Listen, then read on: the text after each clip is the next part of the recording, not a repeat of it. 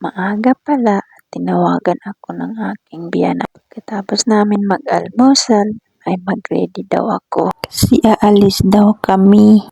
Kasi doon daw siya mag-stay sa mga kapatid niya ng 1 linggo. At bago kami pupunta doon, ay dumaan muna kami dito sa may Sunday Market. At umalis din kami kaagad kasi nga walang nagtitinda kasi umulan kagabi. Kaya walang nagtinda kasi medyo binabaha yung area.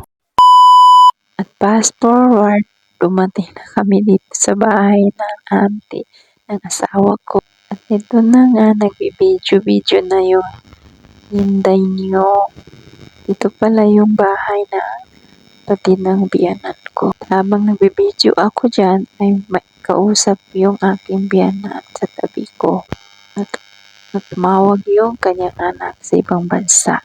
At kanina pa namin gustong umuwi, pero pinigilan kami ng mga auntie ng asawa ko.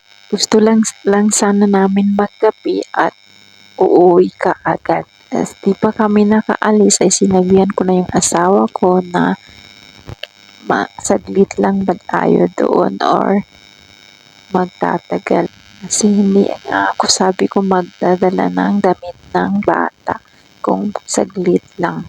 At sabi niya sa akin ay saglit lang daw, drop lang namin yung nanay niya at uuwi rin kaagad.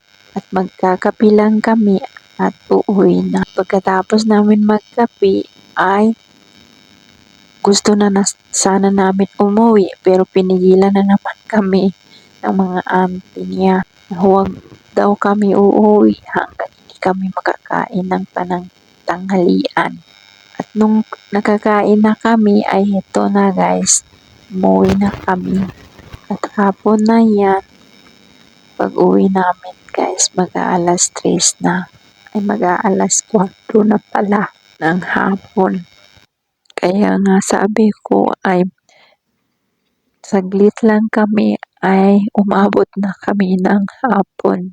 Okay lang naman kasi hindi naman araw-araw kaya risk pumupunta kami dyan sa mga kapatid ng biyanan ko.